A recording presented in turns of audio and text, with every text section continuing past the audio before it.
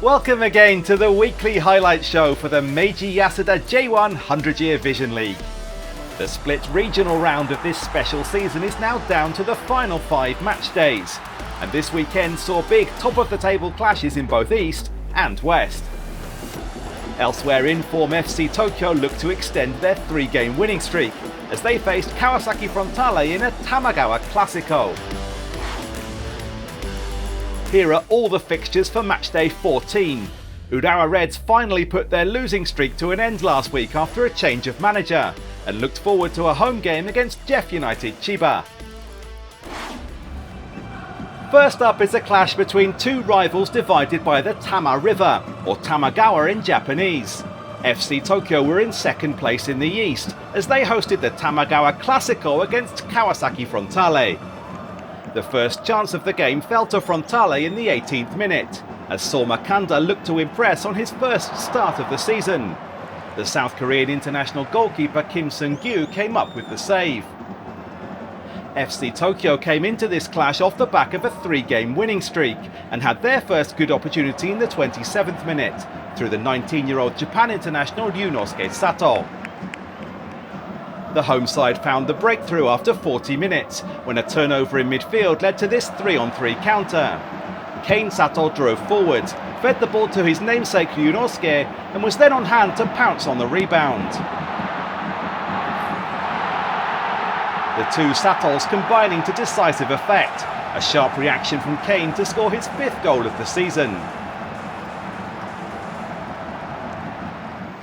FC Tokyo then made it 2-0 on 56 minutes. Teruhito Nakagawa kept the ball alive, and Leon Nozawa arrived in the middle to sweep it home. Nozawa timed his run perfectly, the second half starting as well as the first had ended for FC Tokyo. Frontale would not be surrendering to their local rivals without a fight. In the 73rd minute, their substitute Lazar Romanic tried his luck from 30 yards out, only for the ball to strike the crossbar. In the end, FC Tokyo held on to their clean sheet for a 2-0 win to complete a Tamagawa Clasico double over Kawasaki Frontale. That makes it 4 straight wins in 90 minutes for the capital city side. Kashima Antlers still topped the standings in the east, but suffered their first 90-minute loss of the season in the previous round. Their next task was a top-of-the-table clash against third-placed FC Machida Zelvia. With a game in hand, Zelvia still had every chance of overhauling Antlers, especially with the good results here. Eric had a fantastic chance to give them the lead on 20 minutes after this long throw, only to be denied by the Japan national team goalkeeper Tomoki Hayakawa. Antlers created their best chance of the first half right at the end. Alexander Chavric got on the end of the flick-on, only for Korsei Tani in goal to stand very tall indeed. The match remained goalless at the interval, but Antlers broke the deadlock just 5 minutes into the second half, when Gaku Shibasaki found Leo Seara.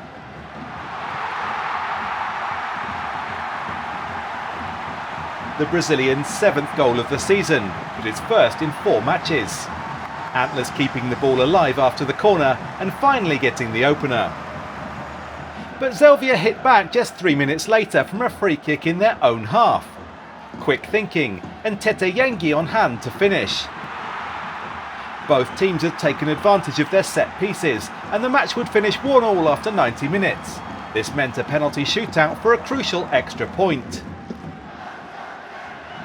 2 Zelvia takers were unsuccessful with their penalties, but every kick for the home side found the net. Kashima Antlers emerging victorious in this highly anticipated contest.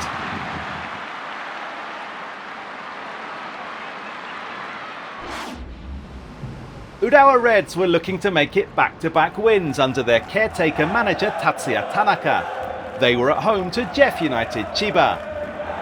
After finally ending their long losing streak, Reds carried on the momentum to start the game well. Their first good chance came after 8 minutes for Hayate Ueki, the rookie player freshly out of university. The hosts opened the scoring in the 41st minute after this short corner routine. The cross came in for a towering header by Kenta Nemoto at the far post. 1-0 to Reds at half-time. Jeff had little to show for themselves throughout the first half, but came alive after the break. Hiroto Goya was left completely free for this golden chance on 54 minutes, but couldn't strike the ball cleanly. The visitors paid a heavy price 10 minutes later, after losing the ball in their own half. Hiro Komori making no mistake from outside the box. His fierce left-footed shot made the final score 2-0 to Urawa Reds. Their new management leading the side to consecutive wins for the first time all year. Kyoto Sanga were at home to Shimizu S-Pulse, who have been struggling of late and came into the game off a 3-match losing streak. It only took Sanga a quarter of an hour to open the scoring, with this long pass finding the run of Marco Tullio. A simply beautiful lobbed finish on the bounce. The Brazilian's 5th goal of the season as Sanga strike first. But their fortunes turned suddenly in added time at the end of the first half. A second yellow card for the midfielder Gustavo Barreto saw the home side down to 10 men. S-Pulse would play the entire second half with a man advantage and began to make it count after 63 minutes. The Japan international Zento Uno with this superb low shot from distance to level the scores at 1-1. 4 minutes later, Yudai Shimamoto cut in from the left and made his team's day even better.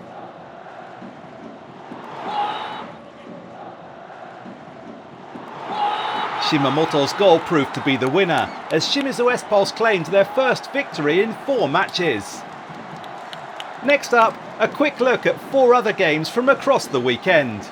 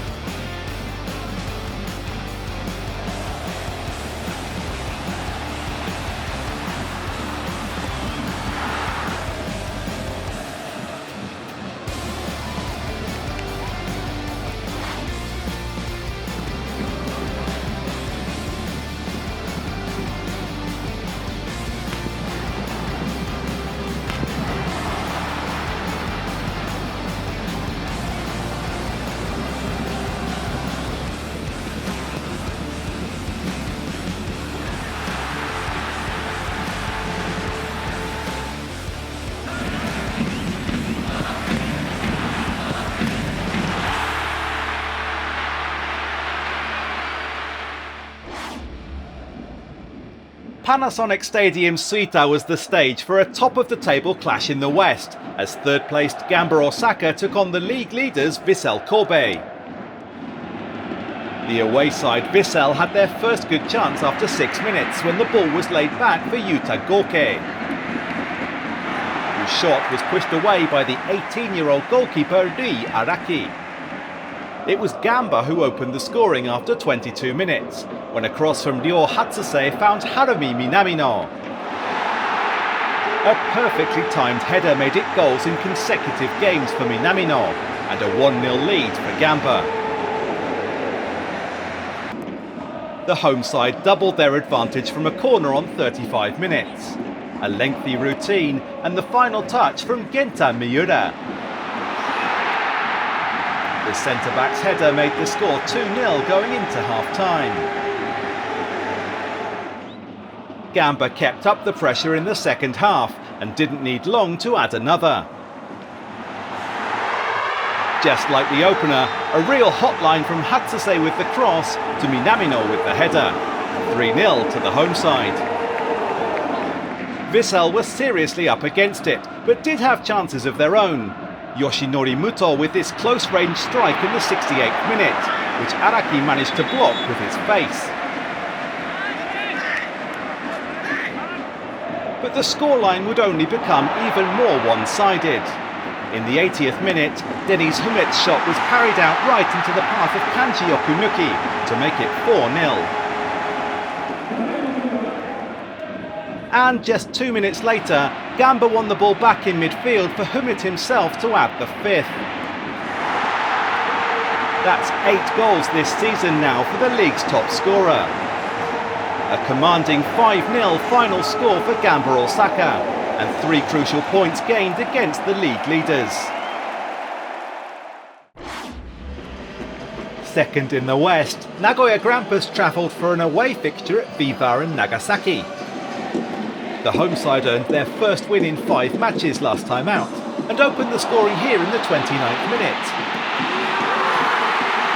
Thiago Santana breaking behind the defence and beating the goalkeeper to make it 1-0. Goals in consecutive games now for Santana. A less than ideal start for Grampus, but it took them just 5 minutes to respond. Kensuke Nagai deciding he could just find the top corner from here. A fabulous strike from the 37-year-old veteran to level the scores at 1-1. Grampus pushed on early in the second half, and 8 minutes after the restart, Nagai was ready to pounce again. His second of the evening, and the striker had turned the game around. V-Varen were the ones now needing to score. Hayato Teruyama had this chance in the 68th minute. Then Motoki Hasegawa tried his luck in the 81st. But the goalkeeper Pisano Alex Couto Horio came up with fine saves on both occasions. The turnaround for Nagoya Grampus proving enough to secure a 2-1 win and all 3 points away from home. Here are all the results from match week 14. In the Tamagawa Clasico, FC Tokyo completed the season double over their rivals. Urawa Reds have now won back-to-back matches since their change of manager. Now for the provisional standings, starting with the East. Second placed FC Tokyo have pulled a point closer to the leaders Kashima Antlers, with the gap now just 2 points. Moving on to the West, where Vissel Kobe held on to top spot despite successive defeats. They also have a game in hand over second placed Nagoya Grampus. That's all for this week. From me, Ben Mabley, and the rest of the team, join us again next time for highlights from another midweek round. Bye for now.